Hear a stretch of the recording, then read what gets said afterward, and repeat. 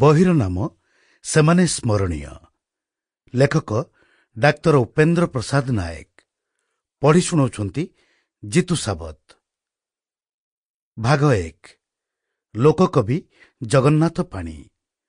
ଊନବିଂଶ ଶତାବ୍ଦୀ ଥିଲା ଓଡ଼ିଆ ସାହିତ୍ୟ ନିମନ୍ତେ ଏକ ଗୁରୁତ୍ୱପୂର୍ଣ୍ଣ କାଳ ଓ ଏକ ଘଡ଼ିସନ୍ଧି ବେଳ।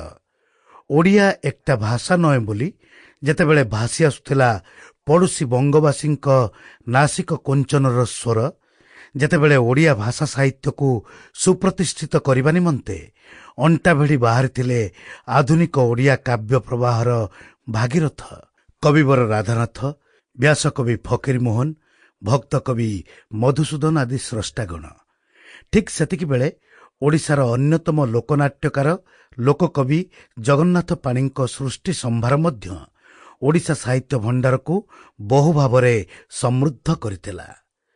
1836 ମସିହା ଏପ୍ରିଲ 14 ତାରିଖ ମହାବିଷୁବ ସଂକ୍ରାନ୍ତି ଶୁଭତିଥିରେ ଭଦ୍ରକସ୍ଥ ନଳାଙ୍ଗ ଗ୍ରାମରେ ଜନ୍ମ ନେଇଥିଲେ ଜଗନ୍ନାଥ ପାଣି। ପିତା ଭାଗବତ ପାଣି ଏବଂ ମାତା ରଙ୍ଗବତୀଙ୍କ ବହୁ ତପସ୍ୟାର ଫଳ ଥିଲେ ଏକୋଇରବଳା ଜଗନ୍ନାଥ ପାଣି। ସ୍ନେହାଧିକ୍ୟରେ ଲାଳିତ ପାଳିତ ହୋଇ ସେ ବିଦ୍ୟା ଶିକ୍ଷାରେ ଧ୍ୟାନ ଦେଇନଥିଲେ। ଏପରିକି 12 ବର୍ଷ ବୟସ ପର୍ଯ୍ୟନ୍ତ ଫଳାପାଠ ଆୟତ୍ତ କରିପାରିନଥିଲେ। କିନ୍ତୁ ସୌଭାଗ୍ୟର କଥା, ସେହି ଜଗନ୍ନାଥ ପୁଣି ମା ସରସ୍ୱତୀଙ୍କ ଅପାର କରୁଣାରୁ ଏବଂ ନିଜ ବଂଶର ଇଷ୍ଟଦେବ ନଳେଶ୍ୱର ମହାଦେବଙ୍କ ଦୟାରୁ ପରବର୍ତ୍ତୀ ସମୟରେ ଅଶେଷ ପାଣ୍ଡିତ୍ୟ ଲାଭ କରିପାରିଥିଲେ। କେବଳ ସେ ବିଚକ୍ଷଣ ଶାସ୍ତ୍ରଜ୍ଞାନର ଅଧିକାରୀ ନଥିଲେ, ସେ ମଧ୍ୟ ଅଖଣ୍ଡ ସାରସ୍ୱତ ପ୍ରତିଭାର ଅଧିକାରୀ ହୋଇପାରିଥିଲେ।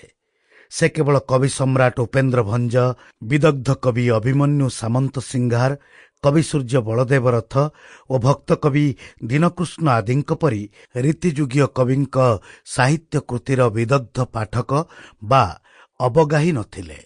ସେ ମଧ୍ୟ ସେମାନଙ୍କ ଦ୍ୱାରା ପ୍ରଭାବିତ ହୋଇ କାବ୍ୟ କବିତା, ପାଲା, ଚଉତିସା ଓ ଛାନ୍ଦନାଟ୍ୟମାନ ରଚନା କରିଥିଲେ। ସେ ଥିଲେ ଏକାଧାରାରେ ଜଣେ ବିଦଗ୍ଧ କବି, ପ୍ରଭାବଶାଳୀ ଲୋକନାଟ୍ୟକାର, ଅଭିନେତା, ଯାତ୍ରା ନିର୍ଦ୍ଦେଶକ ଓ ସୁଦକ୍ଷ ସଂଗଠକ। ସମଗ୍ର ଜୀବନକାଳ ସାରସ୍ୱତ ସେବାରେ ନିଜକୁ ନିୟୋଜିତ କରି ସେ ଲେଖିଯାଇଛନ୍ତି ରାଶି ରାଶି କାବ୍ୟ କବିତା, ଛାନ୍ଦନାଟ୍ୟ, ପାଲା, ପ୍ରହସନ ଓ ଚଉତିସା। ତାଙ୍କ କାବ୍ୟବୃତ୍ତି ମଧ୍ୟରେ ଉଷାବତୀ ହରଣ, ସୀତା ବନବାସ, ରୁକ୍ମିଣୀ ପରିଣୟ, ସୁଭଦ୍ରା ପରିଣୟ, ମହିରାବଣ ବଧ, ପାରିଜାତ ହରଣ, ହାରାବତୀ ହରଣ, ମାନଭଞ୍ଜନ, ଭୂତକେଳି, ମୀରା ଚରିତ, ଲକ୍ଷ୍ମଣ ଶକ୍ତିଭେଦ, କପଟ ପାଶା ଓ ବବ୍ରୁବାହନ ଯୁଦ୍ଧ ଆଦି ପ୍ରଧାନ। ତାଙ୍କ ରଚିତ କାବ୍ୟମାନଙ୍କ ମଧ୍ୟରେ ବ୍ରଜ ମନୋହର, ଗୁଣ୍ଡିଚା ବିଜେ, ପ୍ରମୋଦ ଚନ୍ଦ୍ରମଣି, ଗୋପଲୀଳା, ଚୌପଦୀ ରତ୍ନାବଳୀ ଆଦି ପ୍ରଧାନ। ତାଙ୍କ ରଚିତ ପାଲାଗୁଡ଼ିକ ମଧ୍ୟରେ କାମ କାଠୁରିଆ ପାଲା, ବିଦ୍ୟାଧର ପାଲା, ଶ୍ୱେତବସନ୍ତ ପାଲା, ମନୋହର ଫାସିଆରା ପାଲା ଓ ଉଗ୍ରତାରା ପାଲା ଆଦି ପ୍ରଧାନ। ଏତଦବ୍ୟତୀତ ସେ ମଧ୍ୟ ବହୁ କବିତା, ଖଣ୍ଡକାବ୍ୟ ଓ ଗାଥାକାବ୍ୟ ଆଦି ରଚନା କରିଛନ୍ତି।